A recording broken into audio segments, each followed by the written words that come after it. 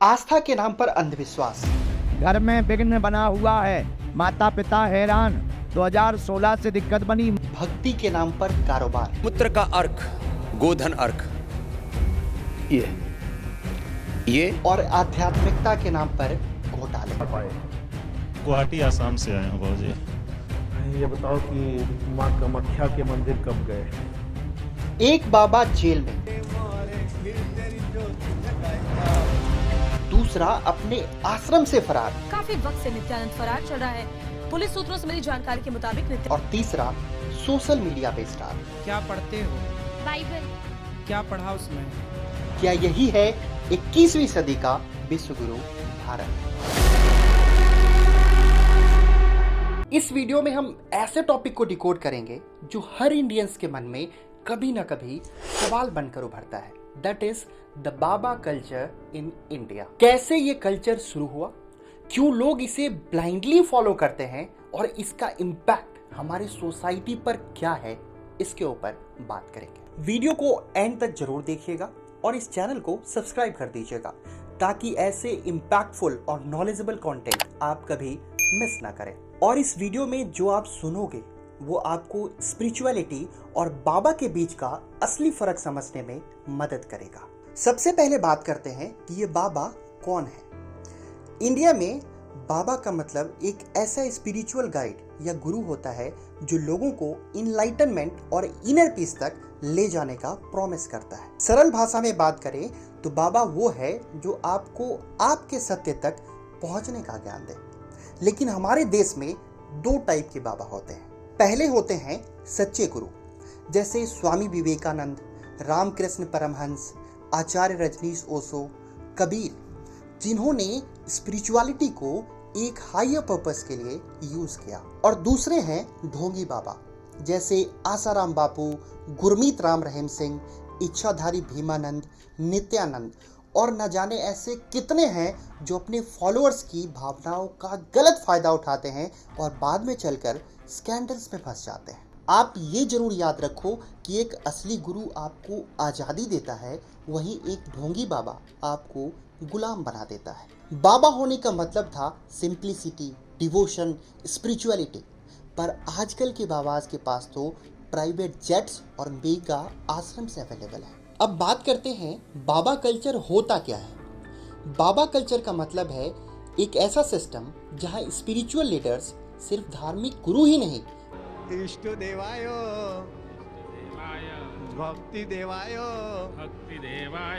बल्कि political power house बन जाते हैं। जैसे राधे माँ, वो अपने ड्रामेटिक परफॉर्मेंसेस और अपने पहनावे के लिए फेमस है। बाबा अनिरुद्धाचार्य, जो कि सिर्फ बेतुकी और नॉनसेंस बातों के लिए सोशल मीडिया पे छाए रहते हैं। अभय सिंह, जिसको लोग IIT बाबा के नाम से भी जानते हैं, वो महाकुंभ में लाइमलाइट में आया और अपनी इंडियन मीडिया ने उसको स्टार बना दिया। गुरमीत राम रहीम सिंह, इसने तो अपने फॉलोअर्स के लिए फिल्म तक बना डाली और उसमें खुद ही लीड रोल प्ले किया। बाबा सिर्फ धर्म के ही नहीं, मार्केटिंग के भी किंग है। संत बनना है तो स्ट्रैटेजी जरूरी है। अब सवाल आता है, ये कल्चर कहाँ ग्रो करता है? गांव के लोग जहाँ एजुकेशन और अवेयरनेस की कमी होती है, वहाँ बाबा मसीहा बनकर आते हैं। ऐसा नहीं है कि सिर्फ गांव में, शहरों में भी लोग बाबा के पास मेंटल पीस के लिए, स्ट्रेस रिलीफ के लिए और कभी कभी नेटवर्किंग के लिए जाते रहते हैं। जैसे आसाराम और गुरमीत राम रहीम के सत्संगों में गांव के लोग, सेलिब्रिटीज और पॉलिटिशियंस सब आते रहते थे। कहते हैं ना, जहां सिस्टम फेल होता है वहां बाबा का आशीर्वाद काम आता है। अब सवाल आता है, ये कल्चर स्टार्ट कब हुआ? इंडिया की हिस्ट्री हमेशा से स्पिरिचुअल लीडर से भरी हुई है। कबीर, गुरु नानक और आदि शंकराचार्य जैसे संत की टीचिंग ने हमेशा हमारे देश की फाउंडेशन रखी है। लेकिन मॉडर्न बाबा कल्चर 20th सेंचुरी के आसपास बूम करने लगा। टीवी, मीडिया और सोशल मीडिया ने बाबाओं को सिर्फ स्पिरिचुअल गाइड ही नहीं बल्कि ग्लोबल आइकन बना दिया। पहले गुरु ज्ञान देते थे, लेकिन आजकल के बाबाज टीवी एड्स और सोशल मीडिया रील बनाते हैं। इनफैक्ट लोग पहले ज्ञान लेते भी थे, लेकिन आजकल के लोग उसके साथ साथ बाबा की ब्रांड्स भी खरीदते हैं। अब सबसे बड़ा सवाल, लोग इन्हें ब्लाइंडली क्यों फॉलो करते हैं? तो सबसे पहले नंबर पे आता है प्लेसिबो इफेक्ट। प्लेसिबो इफेक्ट का मतलब है कि अगर किसी इंसान को ये विश्वास दिला दिया जाए कि उसको एक बेहतर दवा या उपचार दिया जा रहा है, तो चाहे वो मेडिकली प्रूव्ड हो या ना हो, वो इंसान उससे अच्छा फील करने लगता है और बेहतर फील करने लगता है। अगर बाबा के केस में इसको यूज़ किया जाए, एक एग्जाम्पल दूँ तो एक बाबा अपने आश्रम में एक चमत्कारी जल अपने भक्तों को देता है और कहता है कि इस चमत्कारी जल को पीने से तुम्हारी बीमारियां दूर हो जाएंगी। उसमें एक भक्त है जिसका पहले से सर दर्द हो रहा था, लेकिन उस जल को पीने के बाद उसको धीरे धीरे बेहतर महसूस होने लगता है, क्योंकि उसको इस बात पे विश्वास है। असल में वो सिर्फ एक नॉर्मल पानी था। यही है प्लेसिबो इफेक्ट जो बाबा यूज करते हैं। दूसरा है फेथ और बिलीफ। लोग मानते हैं कि बाबा उनकी प्रॉब्लम्स को सॉल्व कर सकते हैं, चाहे वो हेल्थ से रिलेटेड हो या फिर फाइनेंशियली। नेक्स्ट है फियर। बहुत लोग बाबा के पास जाते हैं डर की वजह से, बुरे काम का डर, श्राप का डर या फिर बुरी किस्मत का डर। Next is herd mentality. इसका मतलब ये होता है कि जहां 99 लोग किसी चीज को फॉलो कर रहे हैं, किसी बाबा के भक्त बन चुके हैं, तो 100वां भी वही सोचता है कि अगर 99 कर रहे हैं तो वो चीज सही होगा, और 100वां भी उसी के चक्कर में फंस जाता है। जब जिंदगी में कंफ्यूजन ज्यादा होती है तो फेथ ऑटोमेटिक बन जाता है, लेकिन इस फेथ को कैसे एक्सप्लॉइट किया जाता है, इसको हम स्कैंडल्स के थ्रू समझने की कोशिश करते हैं। सबसे पहले बात करते हैं आसाराम बापू केस की।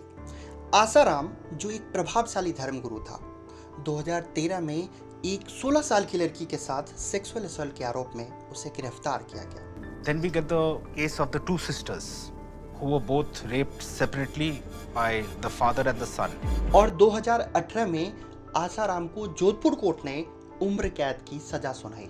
नवभारत टाइम्स के रिपोर्ट के अनुसार आसाराम की नेटवर्थ 10,000 करोड़ से अधिक थी, जो कि डोनेशंस, रियल एस्टेट इन्वेस्टमेंट और आश्रम से बनी थी। आसाराम का स्कैंडल धर्म और भक्ति के नाम पे चल रहे अंधविश्वास का एक सबसे बड़ा एग्जाम्पल है। अब बात करते हैं स्वामी नित्यानंद की।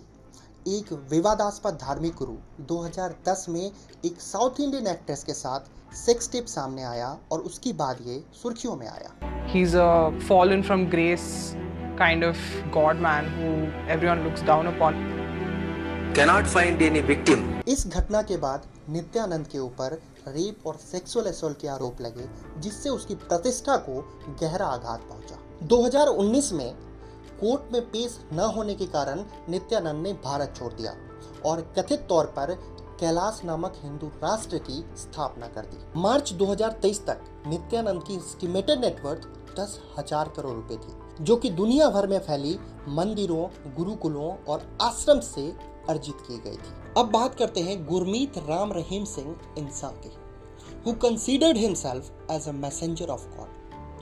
दुनिया में कोई ऐसा काम नहीं जो ये इंसान नहीं करता था, जैसे भगवान की सेवा करना, सारे धर्म और जातियों को एक समान मानना, स्पोर्ट्स खेलना, एक्टिंग करना, गाने गाना। यही नहीं, इसके साथ साथ रेप करना, मर्डर करना, शुद्धिकरण करना, न जाने ऐसे कितने गलत काम करता था ये इंसान।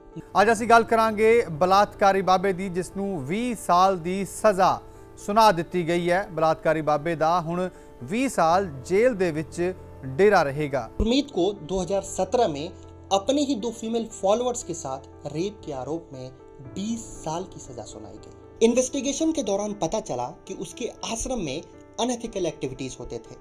सिर्फ सेक्स अब्यूज ही नहीं, बल्कि जर्नलिस्ट रामचंद्र छत्रपति की हत्या और उसके साथ साथ कैस्ट्रेशन मतलब नामर्द बनाने के केसेस भी सामने आए। राम रहीम के दुनिया भर में 60 लाख से ज्यादा फॉलोअर्स होने के दावे किए जाते हैं और उसके पॉलिटिकल कनेक्शंस भी मजबूत थे, जो उसे प्रोटेक्शन और पावर दिलाते रहे। और हैरानी की बात तो ये है कि इतने ऑब्लिगेशंस के बावजूद लोग उसे आज भी फॉलो करते हैं। वो कहते हैं ना कि जब अंधविश्वास सोच पर हावी हो जाए तो समाज अपनी ही वीडियो में जकड़ जाता है। ये सिर्फ 2-4 बाबाओं की बात नहीं है, ऐसे न जाने अपने देश में कितने भरे पड़े हैं। अगर सबके बारे में बात करूं तो ये वीडियो बहुत लंबी हो जाएगी। अब बात करते हैं कि ये बाबा कल्चर इंडिया को कैसे इम्पैक्ट करता है। अब बात करते हैं पॉजिटिव इम्पैक्ट की। तो जेन्यून बाबाज जो स्पिरिचुअलिटी को साइंटिफिक तरीके से एक्सप्लेन करते हैं वो कहीं ना कहीं हमारे सोसाइटी को पॉजिटिव वे में इम्पैक्ट करते हैं। बाबा आमटे जैसे सोशल वर्कर्स जो ह्यूमैनिटी के लिए लगातार काम करते रहे। प्रेमानंद जी महाराज जो अंधविश्वास नहीं तर्क के जरिए लोगों की परेशानियों को दूर करने की कोशिश करते हैं, लेकिन इसका नेगेटिव इम्पैक्ट बहुत ज़्यादा है। फेक बाबाज जो लोगों के फेथ को डिस्ट्रॉय करते हैं और लोगों का टाइम, मनी और ट्रस्ट सब डिस्ट्रॉय करते हैं, जैसे बाबा बागेश्वर यानी धीरेन्द्र कृष्ण शास्त्री लोगों को लॉजिकल सोचने से दूर ले जाते हैं। बाबा मन पढ़ने और चमत्कार दिखाने जैसी बातें करते हैं जो लोगों में अंधविश्वास फैलाता रहता है। जया किशोरी जी जो लोगों को मोह माया से दूर ले जाने की बात करती है, लेकिन कहीं ना कहीं खुद ही मोह माया में फंसी हुई है। अभिनव अरोरा 10 साल का एक बच्चा जो आध्यात्म का ज्ञान देता है, इसमें कहीं ना कहीं इसके पेरेंट्स की बहुत बड़ी गलती है। इसको देखकर हमारे देश के बच्चे इन्फ्लुएंस होते हैं और एजुकेशन से दूर होने लगते हैं। सोचो ऐसे में हमारे देश का क्या भविष्य होगा। प्रॉफिट बलजिंदर जिसके पास जाने से गूंगे बोलने लगते हैं। बहन बोल नहीं सकती थी, नहीं बोल सकती थी।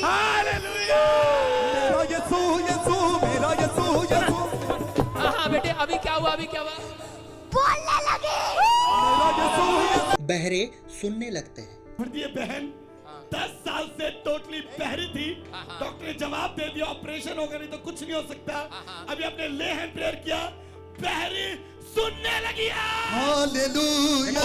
लंगड़े दौड़ने लगते हैं और मरा हुआ इंसान भी जिंदा हो जाता है। अगर ऐसा ही होता तो देश के सारे मेडिकल कॉलेजेस बंद करवाकर बलजिंदर जैसे और ढोंगी तैयार कर दिए जाते जो सारी बीमारियों को दूर कर देता। और दुख की बात तो ये है कि ऐसे लोगों के अंधविश्वास और सुपरस्टिशंस को बढ़ावा देने के लिए बॉलीवुड के सेलिब्रिटीज और पॉलिटिशियंस भी अक्सर जाते रहते हैं। आप ये जरूर याद रखिए कि एक फेक बाबा इंटायर कम्युनिटी के ट्रस्ट को खोखला कर सकता है। तो दोस्तों, बाबा कल्चर इंडिया का एक कॉम्प्लिकेटेड एस्पेक्ट है। ये एक तरफ लोगों को फेथ और होप देता है, वहीं दूसरी तरफ ब्लाइंड बिलीफ और एक्सप्लॉयटेशन का रीज़न बन जाता है।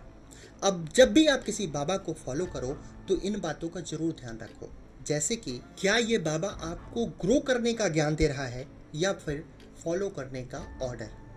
क्या ये फेथ है या फिर ब्लाइंड फेथ? क्या ये गुरु आपको आज़ादी दे रहा है या फिर गुलाम बना रहा है? स्पिरिचुअलिटी का असली मतलब अपने आप को समझना है, ना कि किसी के कंट्रोल में जाना। अगर ये वीडियो आपको इंसाइटफुल लगा हो तो इस वीडियो को लाइक करना ना भूलें और अपने दोस्तों के साथ इस वीडियो को शेयर करें और चैनल को सब्सक्राइब करें for more thought provoking content.